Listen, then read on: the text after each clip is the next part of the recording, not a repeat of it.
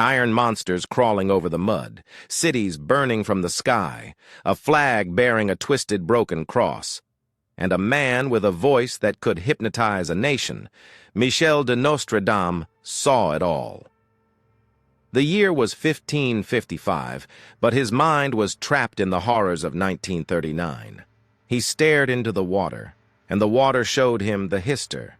He dipped his quill into the ink, and history held its breath. For centuries, scholars have argued over the Quatrains of Nostradamus.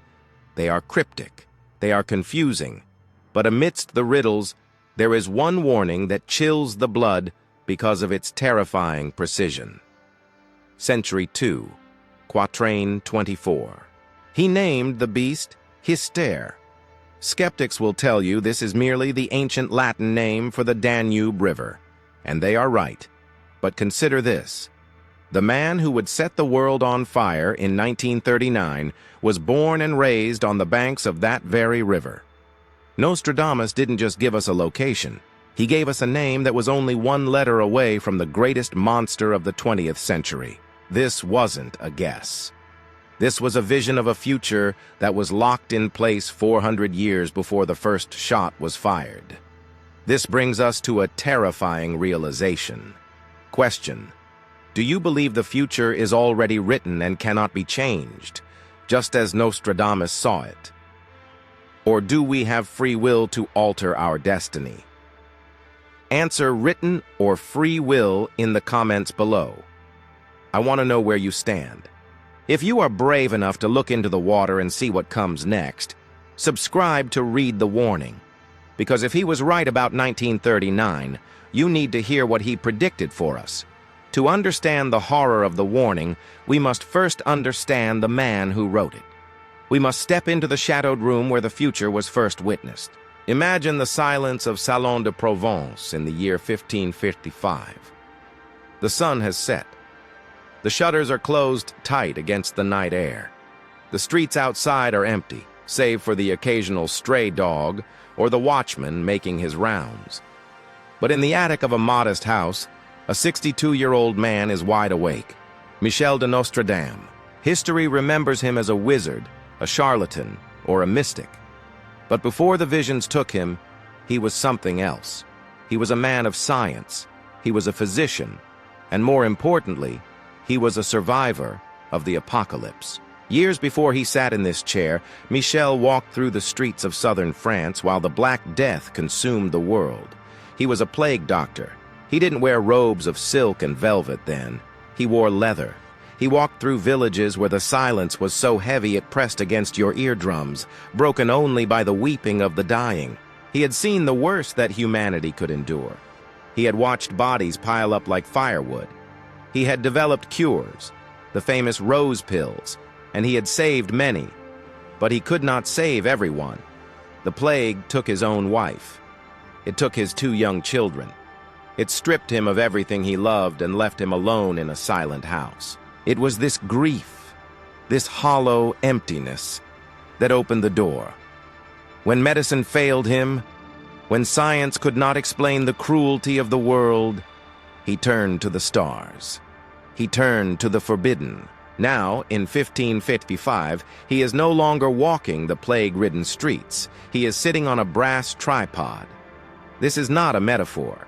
He strictly followed the ancient rites of the Oracle of Delphi. The room is dark, illuminated only by the weak, flickering light of a single candle. The air smells of sulfur, dried herbs, and old parchment. In front of him sits a simple bowl of water. To you and me, it is just water. But to Michel, it is a window. He stares into the liquid. He does not blink. He regulates his breathing, slowing his heart rate, pushing his mind into a trance state. The skeptics say he was guessing.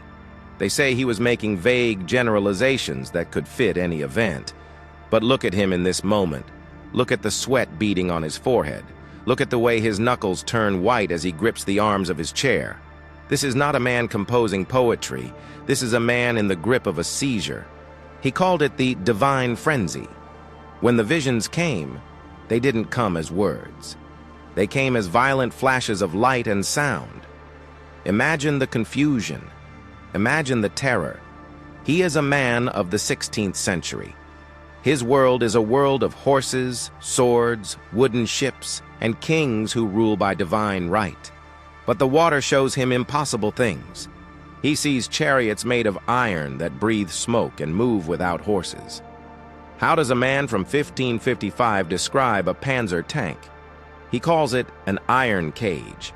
He sees flying machines dropping death from the clouds. How does he describe a bomber plane? He calls it a bird of fire. He sees the sky burning. He hears noises that no human throat should make. The mechanical screech of air raid sirens, the rhythmic thrum of machine gun fire. And then the water settles. The chaos fades, and the image sharpens. He sees a face. It is a face he does not know, yet it is a face that radiates a cold, malignant power. A man with a small, dark mustache. A man standing on a podium, screaming at a sea of people who raise their arms in a rigid, robotic salute. Michel leans closer to the water. He needs a name. The spirits are whispering to him, but the sounds are garbled. The future is a foreign language. He hears the location, the Danube, the ancient river. The Romans called it the Hister. The voice in the vision screams. The crowd roars back. The vibration shakes the water in the bowl. Hister! He hears it clearly now. Hister! He grabs his quill. The ink is black as the night outside. He writes furiously, his hand cramping. He has to capture it before the vision fades, before the water becomes just water again. Beasts ferocious with hunger will cross the rivers. The greater part of the battlefield will be against Hister. Into a cage of iron will the Great One be drawn when the child of Germany observes nothing. He reads the words back. They are terrified words. He knows with a sinking heart that he is writing a eulogy for millions of people who haven't even been born yet.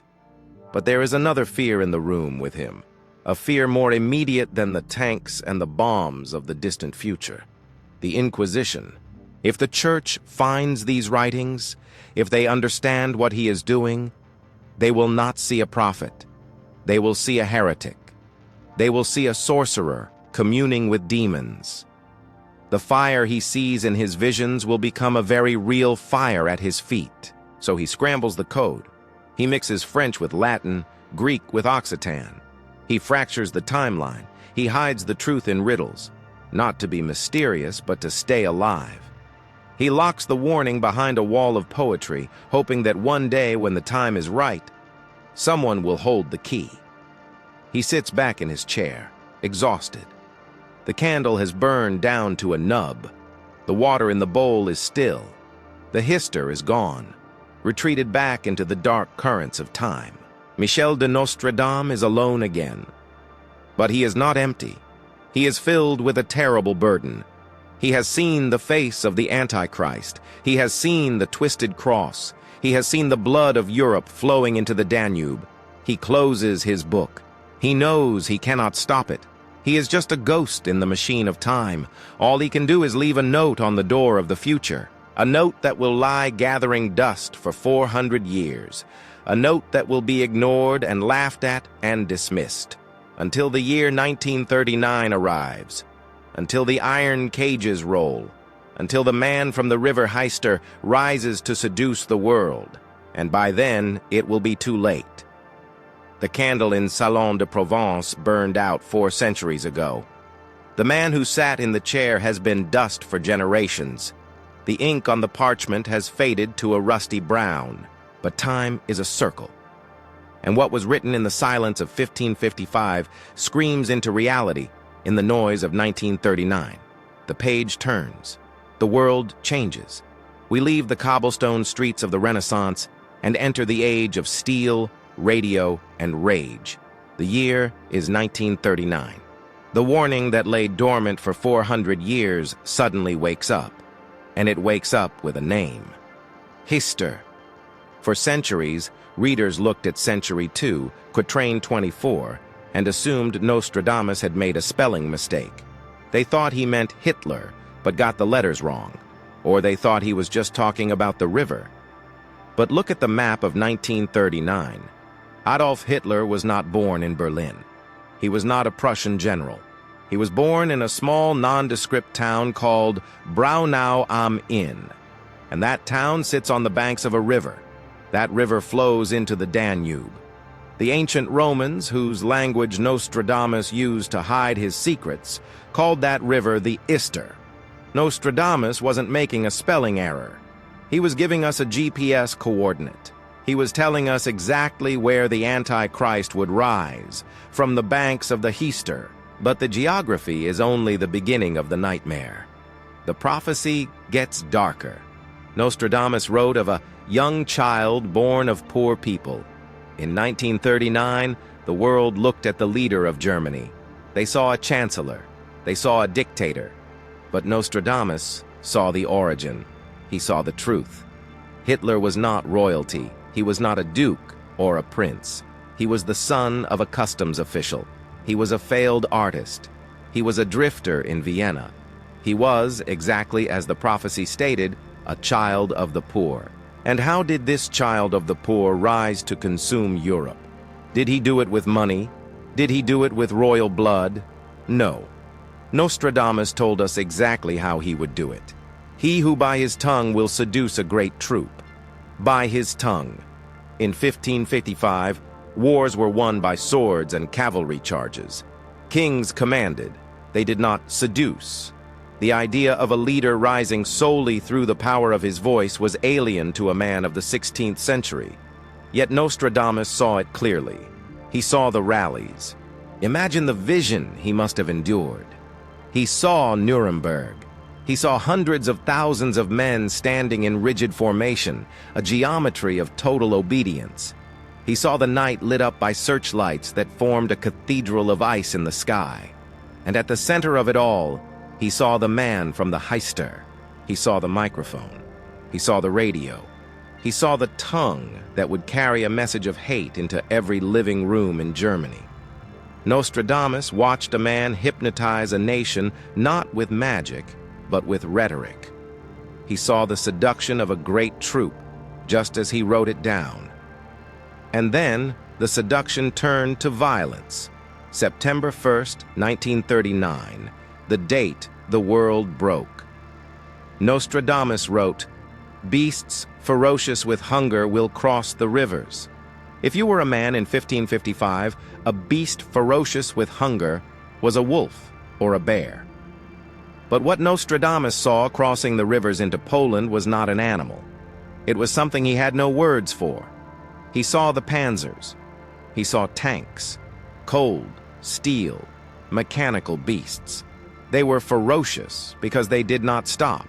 They were hungry because they devoured territory at a speed the world had never seen. The Blitzkrieg, the Lightning War. He tried to describe these metal monsters to us. He tried to warn us about the tanks. He wrote, "Into a cage of iron will the Great One be drawn." A cage of iron. Think about that image. A tank is a cage. It is a box of metal that traps the men inside and traps the world outside. Nostradamus saw men sealing themselves inside these iron boxes and rolling over the borders. He saw the tracks churning the mud. He saw the turrets turning like the heads of dragons. He saw the Hister unleashing these iron cages upon the West. The prophecy continues to unfold with terrifying accuracy regarding the scope of the conflict. Nostradamus predicted, the greater part of the battlefield will be against Hister. In 1939, it seemed like Germany was unstoppable. They took Poland in weeks. They took France in months. It seemed like the Hister would rule forever. But Nostradamus saw the map in its entirety. He saw that eventually the greater part of the world would turn against him. He saw the alliance of nations that would eventually form. He saw that this was not a local war. This was a war of the world against one man. But in 1939, that end was far away. In 1939, the vision was only of fire.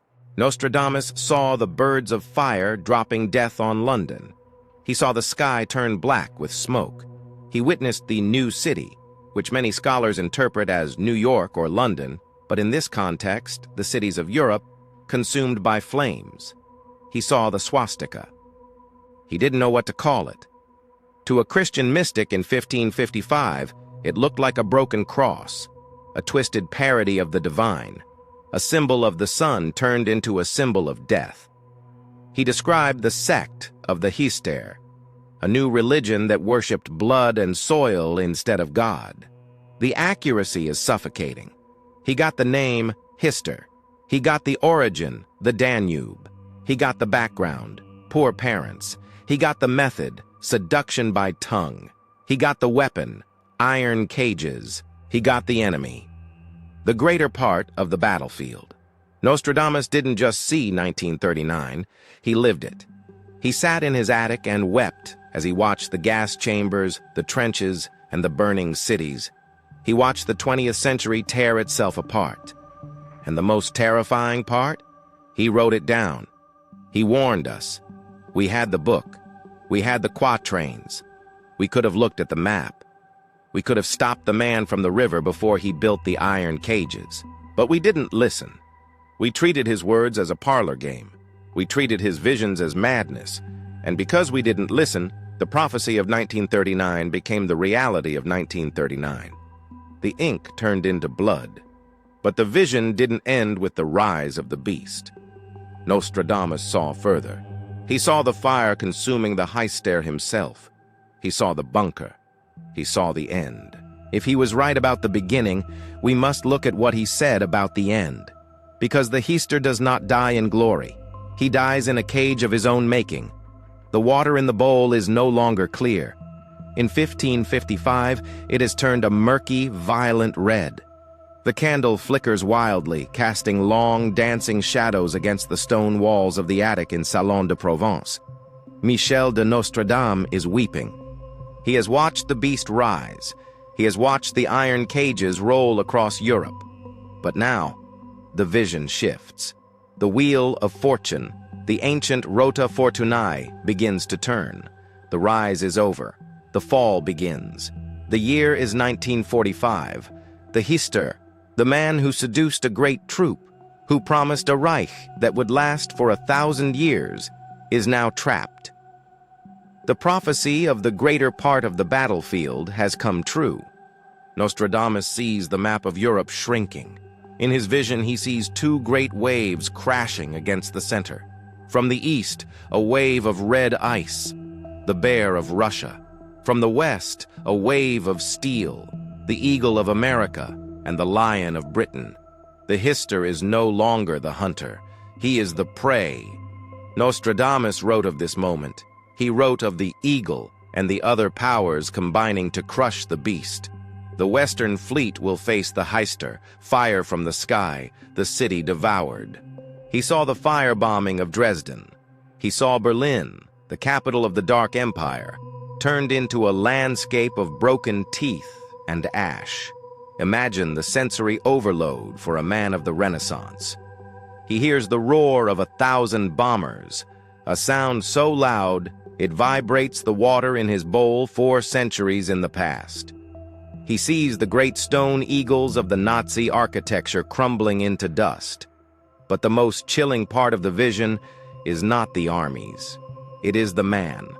The Hister is retreating. The prophecy of the iron cage returns, but with a new, terrifying meaning.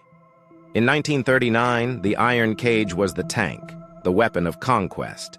In 1945, the iron cage is the bunker. Nostradamus peers deep into the scrying water.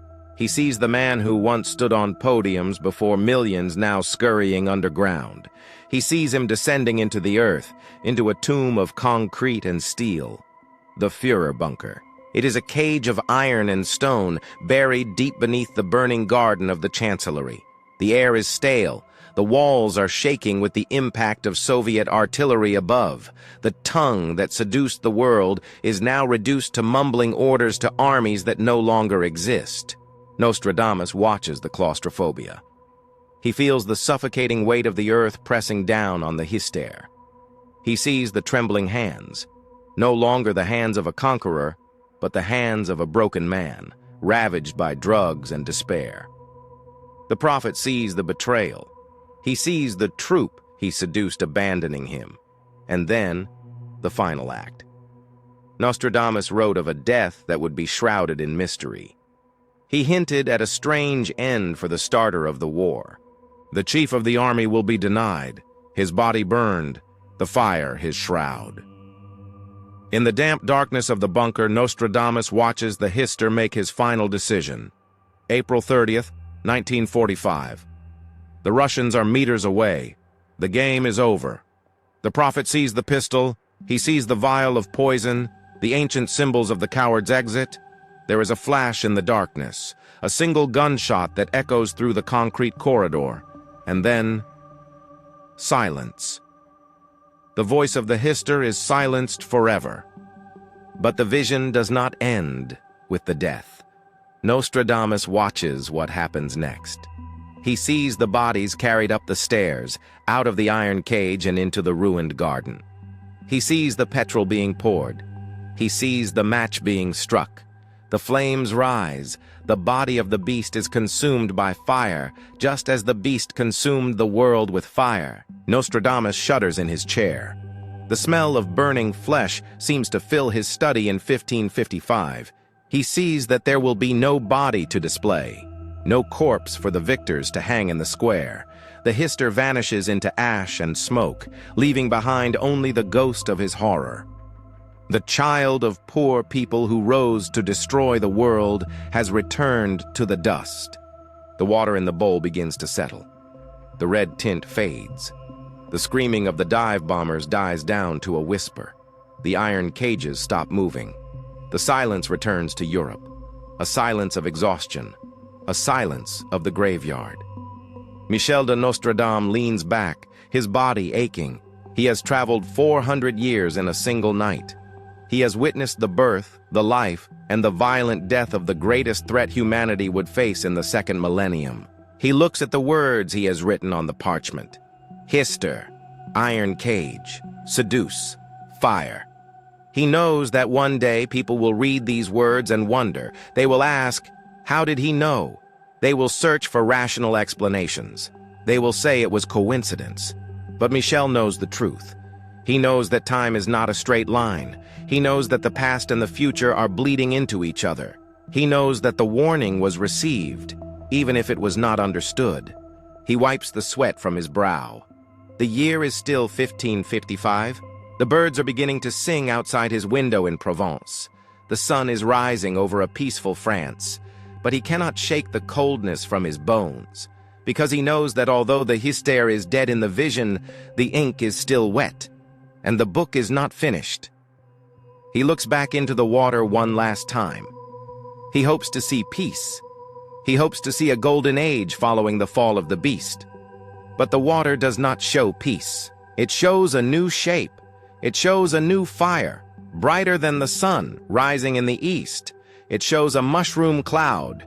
The Hister was only the beginning. The prophecy of 1945 is fulfilled. The beast is dead. But the timeline continues. And what Nostradamus sees next, looming in the mists of the future, makes the Hister look like a prelude. The ink is dry on 1945, but the pages for our time are still being written. The candle in Salon de Provence has finally extinguished. The old man has closed the book. The water in the bowl has evaporated into the dry air of the 16th century. Michel de Nostredame is dead. His bones lie in a wall in the Church of the Cordeliers, but his eyes are still open. They are staring at us. We have looked at the evidence. We have traced the ink. We have seen how a mystic in 1555 peered through the fog of 400 years to identify a man named Hister. He saw the location.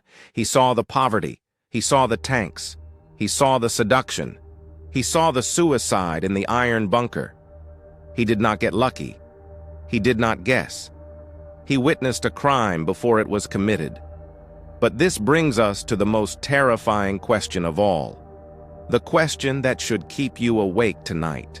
If he was right about the Hister, what if he is right about what comes next? Nostradamus scholars agree on one thing. The prophet did not speak of just one Antichrist. He spoke of three. The first was a warlord from the south. He called him Pau Ne Laurent, an anagram for Napoleon Roy, or Napoleon, the emperor who burned Europe in the 19th century. The second was the man from the river Hister, the dictator who burned the world in the 20th century. That leaves one, the third Antichrist. The quatrains for this final figure are not buried in the past. They are waiting in our future. Nostradamus describes this third beast not as a conqueror of land, but as a destroyer of civilization. He gave us a name for this time, too.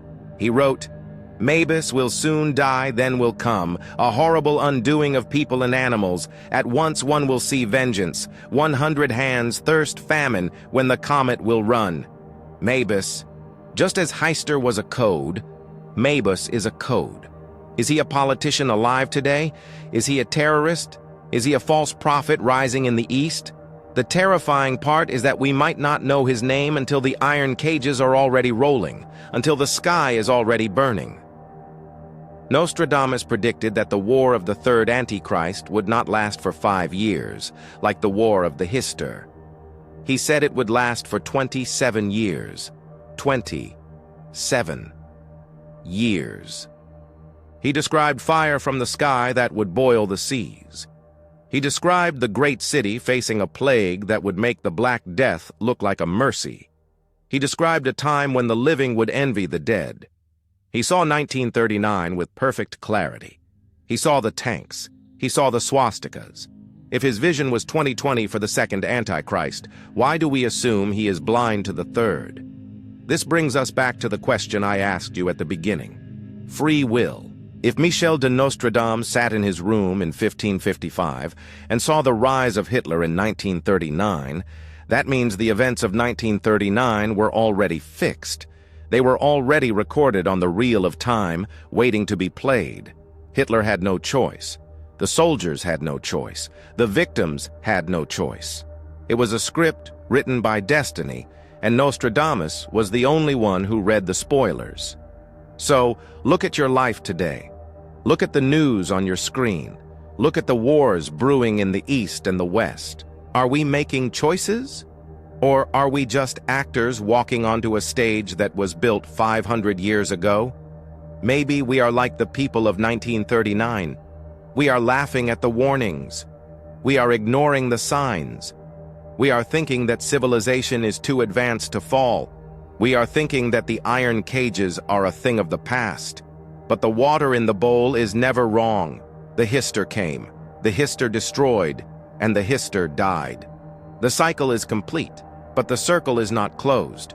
The third one is waiting in the wings. The ink on the page is glowing red. Nostradamus left us a warning. He told us exactly what the Hister would do, and we didn't listen. Now he is telling us what the third will do. Will we listen this time? Or will we wait until the sky turns black to realize that the old man in the attic was right all along? The past is written in stone. The future is written in water. But water, my friends, can drown you just as easily as stone can crush you. The warning has been delivered. The choice to believe it is yours. If you want to decode the identity of the third Antichrist, and if you want to be prepared when the next seal is broken, make sure you are subscribed to this channel. We are digging deeper into the forbidden texts. We are finding the dates. We are finding the names. Don't be like the world in 1939. Don't close your eyes. Click the like button if you believe the warning. Share this video with someone who needs to wake up, and tell me in the comments, who do you think Mabus is? I am watching the comments. I am watching the signs. And remember, the Hister was just the beginning. End of transmission.